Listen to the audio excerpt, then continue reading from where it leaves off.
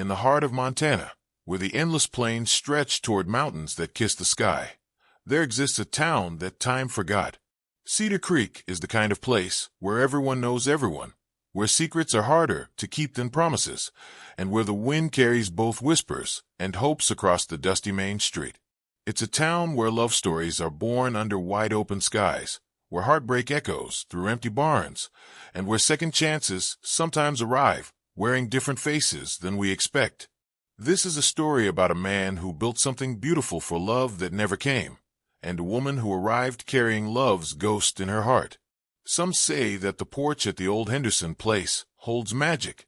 Others claim it's cursed. But perhaps the truth is simpler. Sometimes the things we build and hope become the very foundation for something we never dared to dream. Prepare yourself for a tale of weathered hands and mended hearts, of promises kept to the wrong people and love found in the most unexpected places.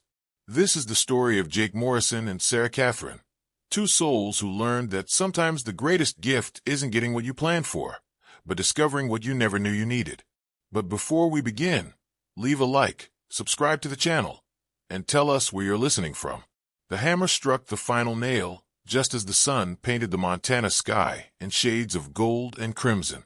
Jake Morrison stepped back, wiping the sweat from his brow with the back of his calloused hand, and surveyed his work. The porch was perfect, every board measured twice, every joint fitted with the precision that only comes from hands that have known honest work their entire life. It was September 15th, 1998. He remembered the date because it was supposed to be his wedding day. The porch stretched across the entire front of the small farmhouse he'd inherited from his grandfather, complete with white railings that he'd carved himself during the long winter evenings. There were built-in planters where he'd imagined his bride would grow her flowers, and a swing that hung from chains he tested to hold the weight of two people in love. "She'll love it," he whispered to the empty evening air, though his voice carried less conviction than it had 3 months ago when he'd started the project. Elena Rodriguez was supposed to arrive on the 3:47 train from Denver.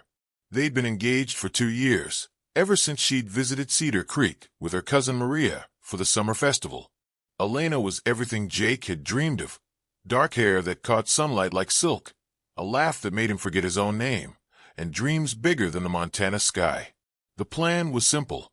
She would finish her nursing degree in Denver, he would prepare their home, and they would start their life together in Cedar Creek. He'd spent every spare hour for 6 months building this porch, envisioning lazy Sunday mornings drinking coffee together, summer evenings watching storms roll across the plains, and maybe someday, children playing at their feet while they watched from the swing. Jake pulled the telegram from his shirt pocket for the 100th time that day. The paper was worn soft from handling. The words burned into his memory. "Cannot come, stop job opportunity, Chicago, stop, sorry, stop Elena." 8 words. 2 years of planning, 6 months of building, a lifetime of dreaming, all dismissed in 8 words. His neighbor, Mrs. Hartwell, had knocked on his door that morning with condolences and a casserole, as if someone had died. Maybe someone had. Maybe the man who believed in forever had died the moment he'd read those words. "She's a fool," Mrs. Hartwell had declared, her weathered hands adjusting the curtains she'd hung for him as a wedding gift. "Any woman who'd choose city noise over morning coffee on a porch like this doesn't deserve you, Jake Morrison." But as Jake stood there in the gathering twilight, he wasn't thinking about what Elena deserved. He was thinking about the empty swing, the planters that would never hold her flowers, and the silence that would fill the spaces he'd built for laughter. The porch was beautiful. It was also useless. For the next 5 years, Jake avoided that porch like it carried a curse. He used the back door, parked his truck behind the house, and when forced to acknowledge its existence, he saw only his own foolishness mocking him in white-painted wood. Neighbors would drive by slowly, some shaking their heads at the waist, others perhaps wondering if the heartbroken cowboy inside would ever emerge from his self-imposed exile. The porch remained pristine, protected from weather by the overhang, but gathering dust from disuse.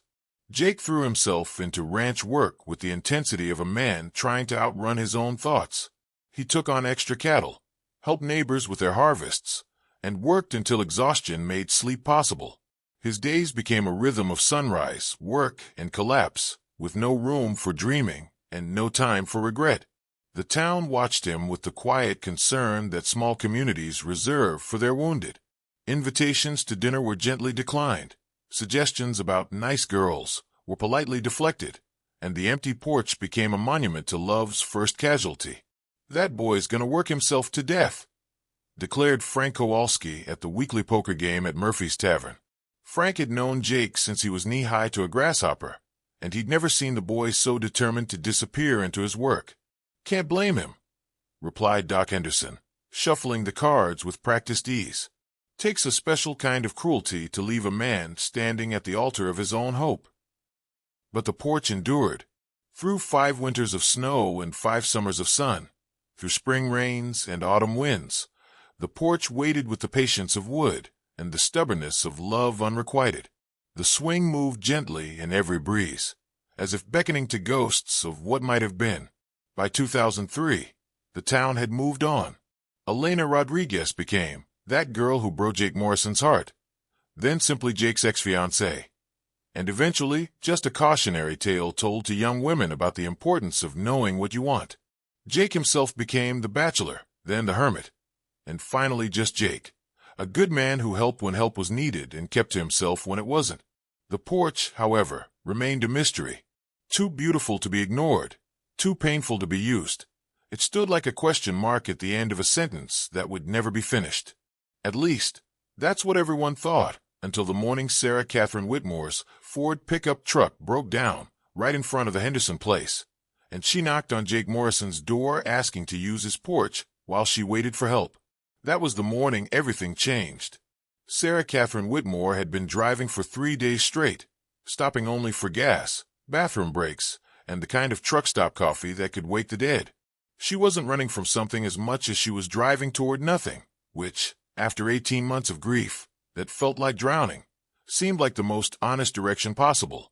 The Ford pickup truck her late husband David had restored was making concerning noises by the time she reached Montana. But she'd grown accustomed to concerning things. Concerning medical bills, concerning funeral arrangements, concerning silence in a house that had once been filled with laughter. A concerning engine sound was just one more item on a list she was too tired to manage. When the truck finally shuddered to a stop in front of a farmhouse with the most beautiful porch she'd ever seen, Sarah didn't feel frustrated or angry. She felt like laughing for the first time in months, though whether from humor or hysteria, she couldn't say. "Of course," she said aloud to the empty cab. "Of course it would die here." Here was apparently someone's version of paradise.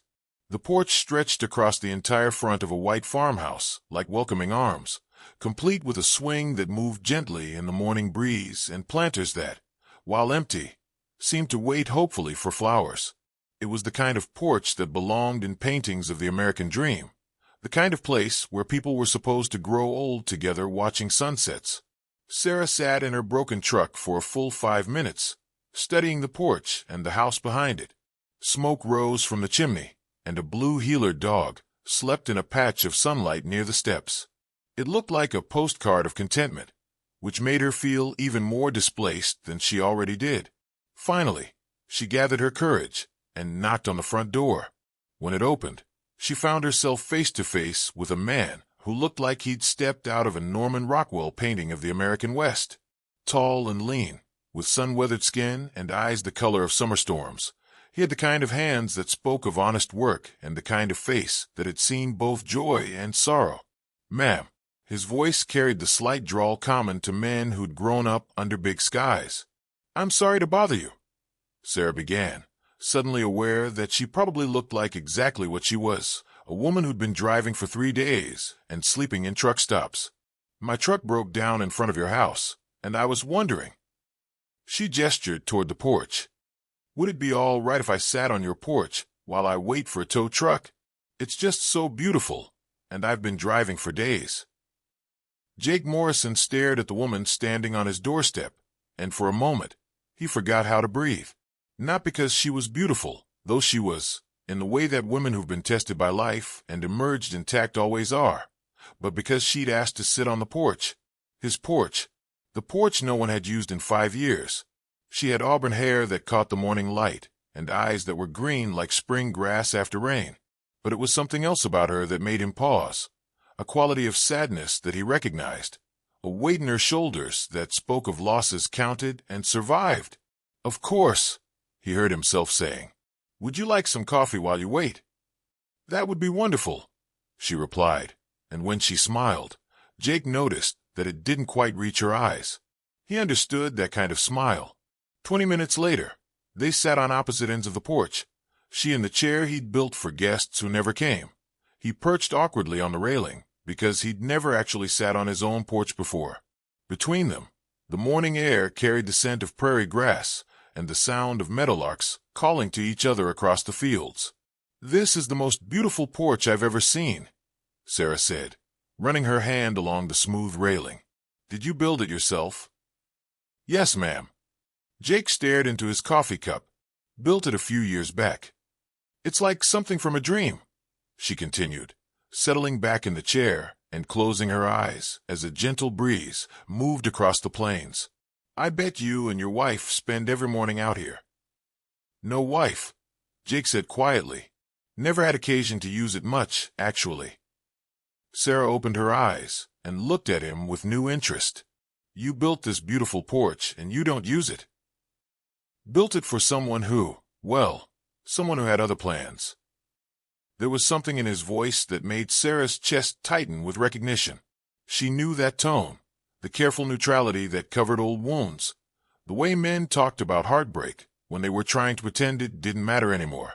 "I'm sorry," she said softly. "That must have been difficult." Jake shrugged, the gesture of a man who'd practiced indifference until it became habit. "Long time ago now." They sat in comfortable silence for a while, watching the dog chase, something only it could see through the tall grass beyond the fence. Sarah found herself thinking that this was the first time in 18 months that she'd felt peaceful. Not happy. She wasn't sure she remembered how to be happy, but peaceful. "I'm Sarah," she said eventually. "Sarah Katherine Whitmore." "Jake Morrison." He touched the brim of his hat. "Welcome to Cedar Creek." "Is that what this place is called?" "Cedar Creek." "Such as it is. Not much to it. About 400 people, one grocery store, 2 churches, and a tavern that serves the best chicken fried steak in 3 counties. "Sounds perfect," Sarah said, and meant it. After 18 months in a Dallas suburb, where she knew none of her neighbors and no one knew her story, the idea of a place with 400 people and good chicken fried steak sounded like salvation. "You just passing through?" Jake asked, though something in his voice suggested he hoped the answer was no. Sarah considered the question. Was she passing through? She'd left Dallas with no destination in mind, just a need to move. To go somewhere that didn't echo with David's laughter or smell like the lilacs he'd planted for her every spring. "I don't know," she answered honestly. "I was passing through everywhere until my truck decided to stop here." "Might be a sign," Jake said, then looked surprised at his own words. "Might be," Sarah agreed, though she wasn't sure she believed in signs anymore. She'd prayed for plenty of signs during David's illness, and the only sign she'd received was that sometimes good people die for no reason while their wives are left behind to figure out how to keep breathing. The tow truck arrived an hour later, driven by a cheerful man named Pete who diagnosed the problem as a blown head gasket and promised to have her back on the road in 3 days. As Sarah climbed into the cab of the tow truck, she looked back at Jake Morrison standing on his beautiful, unused porch. "Thank you for the coffee," she called out the window. "Thank you for asking about the porch," he called back, then looked surprised again, as if the words had escaped without permission. As the tow truck disappeared down the dusty road toward town, Jake remained standing on the porch, one hand resting on the railing he'd sanded smooth 5 years ago. For the first time since he'd built it, the porch didn't feel like a monument to failure. It felt like what he'd always intended it to be, a place where people could sit and watch the world go by, where conversation could happen over coffee, where strangers could become something more.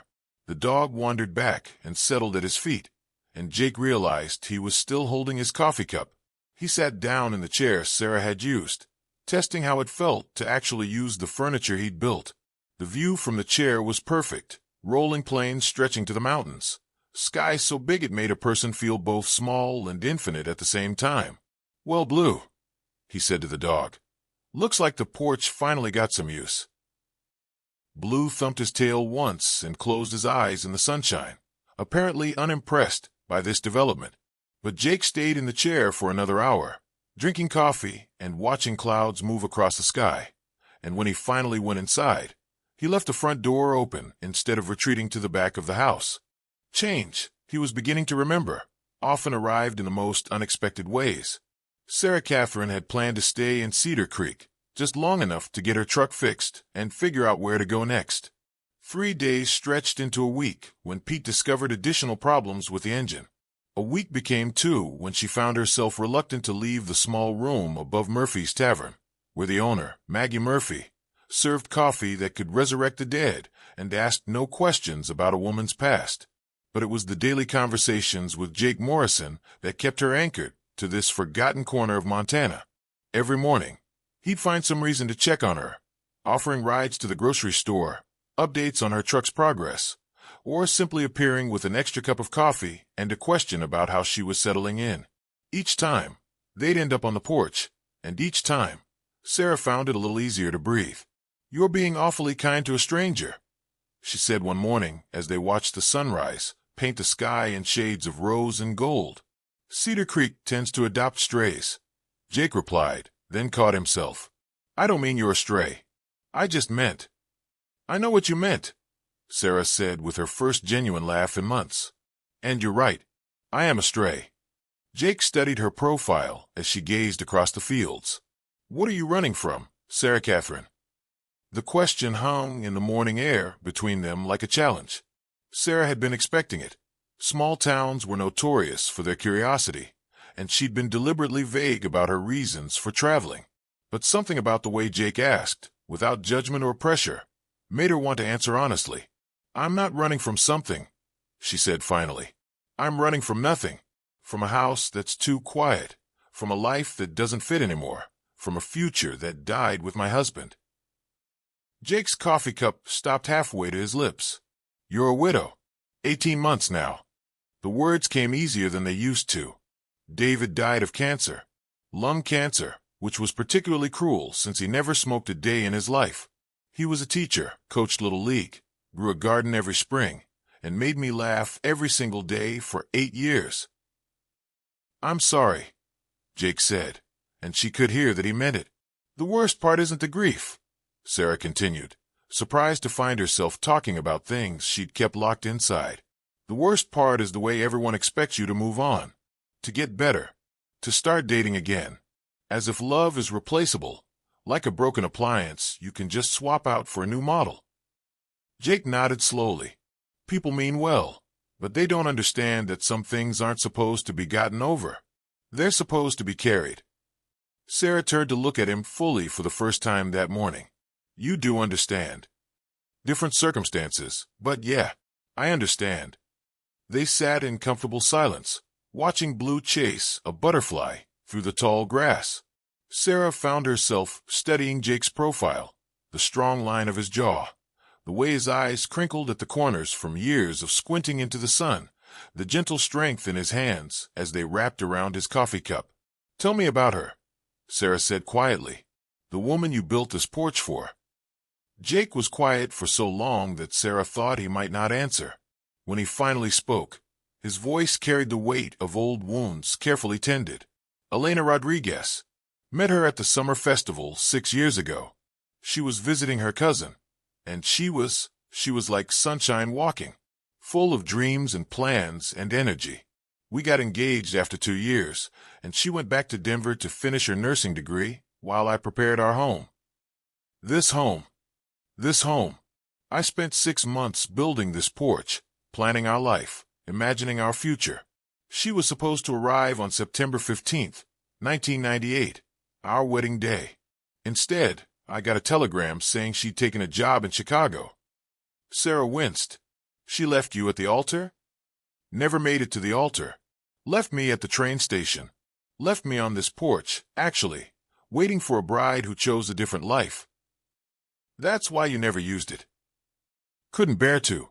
For 5 years, this porch was just a reminder of my own foolishness. A monument to dreams that don't come true. Sarah reached over and placed her hand on his arm. It's not foolishness to believe in love, Jake. It's courage. Jake looked down at her hand on his arm, and something shifted in his chest. A rusty hinge creaking open after years of disuse. Feels like foolishness when you're left holding all the pieces alone. But you weren't left with pieces, Sarah said, gesturing around them.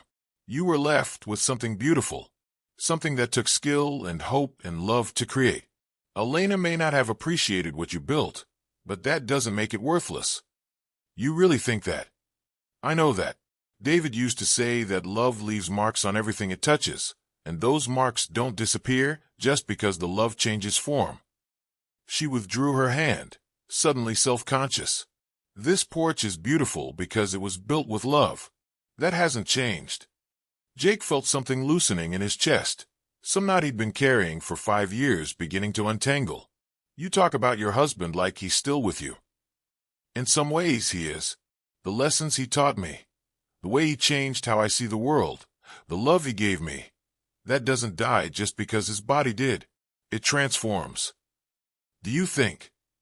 Jake started, then stopped, looking uncertain. What? Do you think people get second chances? Real ones, I mean, not just consolation prizes.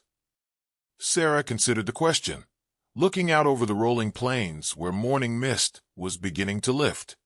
I think we get as many chances as we're brave enough to take. The question is whether we're strong enough to recognize them when they come. As if summoned by their conversation, Pete's truck appeared on the horizon, kicking up a dust cloud as it approached. Sarah's heart sank as she realized this meant her truck was probably ready, which meant her time in Cedar Creek, and her mornings on Jake's porch, were coming to an end. Sarah, Jake said quickly, before Pete could reach the house. Would you consider staying? I mean, Cedar Creek could use a good nurse, and there's a position open at the clinic. Dr. Martinez has been looking for help for months. Sarah stared at him, caught between surprise and something that felt dangerously like hope. Jake, I know it's presumptuous. I know you barely know me, and this place is nothing like Dallas. But, he took a deep breath. But I think maybe we understand each other, and this porch has been empty too long. Pete's truck pulled into the yard before Sarah could answer, and Pete himself emerged with a grin and a thumbs up. Got her purring like a kitten again, he announced. She's ready to take you wherever you're headed. Sarah looked at Jake, who was watching her with careful hope, then at Pete, who was clearly proud of his work, then back at the porch where they'd spent every morning for 2 weeks, sharing coffee and conversation and something that felt like the beginning of healing. Pete, she said finally, do you know anything about the nursing position at the clinic? Jake's face broke into the first completely unguarded smile Sarah had seen from him, and she realized that sometime during their morning conversations, she'd stopped running toward nothing and started walking toward something she hadn't expected to find. Well now, Pete said, grinning even wider, that's a conversation you'll want to have with Dr. Martinez. But I can tell you this much, Cedar Creek would be lucky to have you, Sarah Katherine. As Sarah looked around at the porch, at Jake's hopeful face, at the endless sky stretching over rolling plains, she thought about David's words. Love leaves marks on everything it touches. Maybe those marks weren't just scars. Maybe sometimes they were signposts, pointing toward new kinds of love, new chances for happiness, new ways to honor what came before while embracing what might come next. I think, she said slowly, I'd like to meet Dr. Martinez. 6 months later, on a crisp March morning that carried the promise of spring, Sarah Katherine sat on the porch swing with her hands wrapped around a cup of coffee and watched Jake repair the gate that Blue had enthusiastically destroyed while chasing a particularly audacious squirrel. She'd taken the job at the clinic, rented a small house 3 blocks from Main Street, and discovered that small-town medicine was both more challenging and more rewarding than anything she'd experienced in Dallas. More challenging because she was often the only medical professional available for miles. More rewarding because she knew every patient by name, and they knew hers. But the real transformation had happened gradually. over morning coffees and evening conversations, through shared silences and comfortable laughter, in the space between friendship and something deeper that neither she nor Jake had been quite ready to name. "You know," she called to him as he straightened the gate post, "I think Blue destroyed that gate on purpose. He's tired of you having excuses to avoid sitting on this porch." Jake looked up from his work, his face streaked with dirt, and wearing the expression of a man who'd been caught in a conspiracy. "Blue's a dog, Sarah Katherine. Dogs don't make plans. This dog does. He's been watching us dance around each other for months, and he's tired of the show." Jake set down his hammer and walked to the porch, settling on the swing beside her with the easy familiarity they'd developed over countless mornings. Dancing around what exactly? Sarah turned to face him, studying the man who'd become her anchor in this new life. Somewhere along the way, Jake Morrison had transformed from a kind stranger into something much more dangerous to her carefully guarded heart. He'd become someone she looked forward to seeing, someone whose opinion mattered, someone who made her remember what it felt like to be truly seen by another person. "You know what?" she said softly. Jake was quiet for a moment, his eyes fixed on the horizon where storm clouds were building. "Sarah, I need to tell you something. About Elena." Sarah's stomach tightened.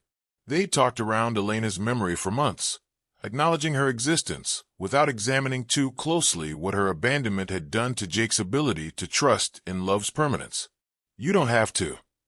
"I do." Jake turned to face her fully. "I got a letter from her last week. She's divorced now, living in Denver again, and she wanted to reconnect." The words hit Sarah like a physical blow, though she tried to keep her expression neutral. "I see."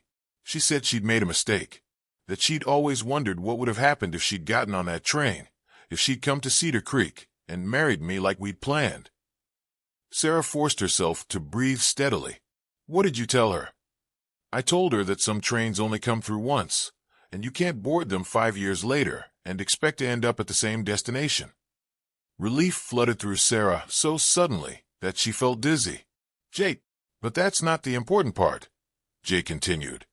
"The important part is that when I read her letter, I didn't feel anything. No anger, no regret, no lingering love. Nothing. And I realized that Elena wasn't the love of my life.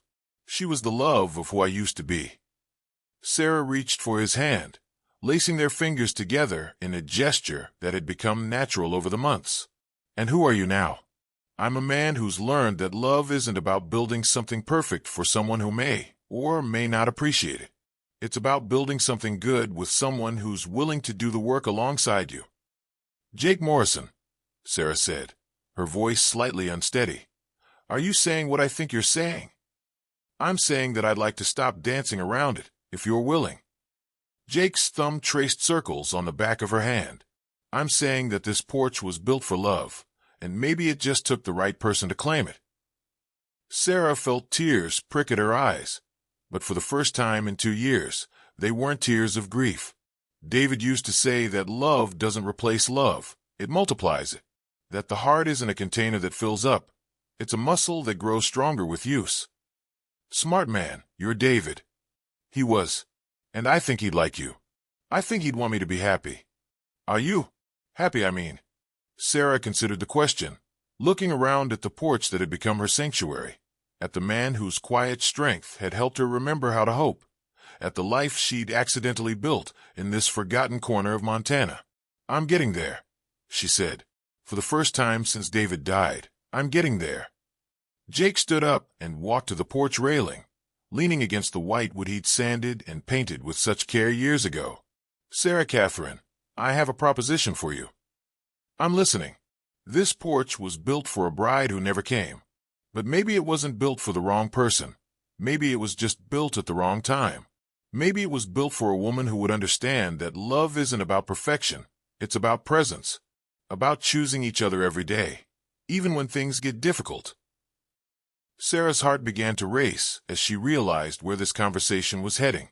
Maybe it was built for a woman who's known real love and real loss, who understands that happiness isn't guaranteed, but it's worth fighting for anyway.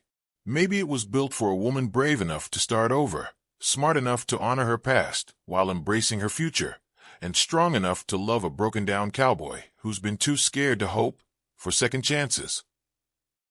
Jake walked back to the swing and dropped to one knee beside it, pulling a small velvet box from his pocket. "Sarah Katherine Whitmore, would you consider claiming this porch permanently? Would you marry me and help me turn this house into a home?" Sarah stared at the ring, a simple solitaire that caught the morning light and threw rainbows across the white porch boards, and felt her heart expand in ways she'd forgotten were possible.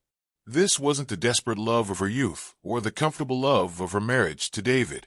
This was something entirely new, mature love, seasoned love, love that had been tested by loss and found strong enough to try again. "Yes," she whispered, then louder. "Yes, Jake Morrison, I'll marry you, and I'll claim this porch, and I'll help you build whatever comes next."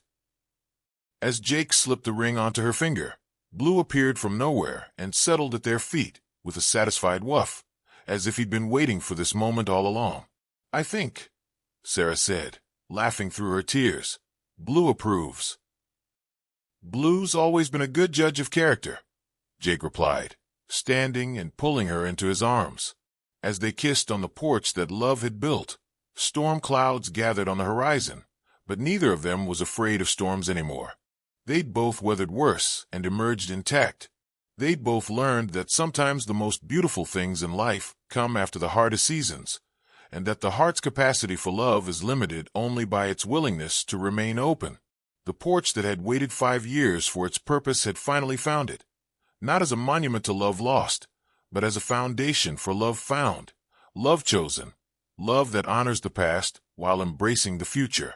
And on quiet mornings, when the mist rises from the plains and meadowlarks call to each other across the grass, you can still find them there, Jake and Sarah Katherine Morrison, drinking coffee and watching the world wake up, grateful for second chances and the wisdom to recognize them when they arrive wearing different faces than we expect. 1 year later, the wedding was small, just Doc Martinez, Maggie Murphy, Pete the mechanic, Mrs. Hartwell, and a handful of neighbors gathered on the porch that had finally fulfilled its destiny. Sarah wore David's grandmother's pearls and Jake's grandmother's dress, altered to fit her perfectly. Jake wore his grandfather's watch and a smile that hadn't left his face for weeks. "Do you, Jake Morrison, take Sarah Katherine to be your wife, to love and honor, in sickness and in health, for all the days of your life?" "I do," Jake said, his voice steady and sure. "Do you, Sarah Katherine Whitmore, take Jake Morrison to be your husband, to love and honor, in sickness and in health, for all the days of your life?" "I do," Sarah replied, meaning it with every fiber of her being. "Then by the power vested in me by the state of Montana and the good sense of two people who've learned that love is worth the risk, I pronounce you husband and wife." As they kissed beneath the Montana sky, with Blue barking approval and their small community cheering, the porch seemed to settle deeper into its foundation, as if it had finally found its proper place in the world. Later, as the last guest departed and the sun set behind the mountains, Jake and Sarah sat together on the porch swing, her head on his shoulder, his arm around her waist, watching stars appear in the endless sky. "No regrets?" Jake asked softly. "None," Sarah replied. "You, only that it took so long for you to find your way here." "I had to take the long way," Sarah said. "I wasn't ready for this when you built it. I had to become the woman who could appreciate what you'd created." "Maybe that's how love works," Jake mused. "Maybe we build things before we're ready for them, and they wait until the right moment, the right person, the right version of ourselves comes along to claim them." As if in agreement, Blue settled at their feet with a contented sigh, and somewhere in the distance, a meadowlark sang its liquid song to the emerging stars. The porch that love had built had finally found its purpose, and Cedar Creek had gained another love story to tell around winter fires and summer evening gatherings. Some might say the porch held magic after all. If you like this story, leave your opinion in the comments and, of course, leave a like and subscribe. Turn on the notification bell so you don't miss any videos. Big hug and see you soon.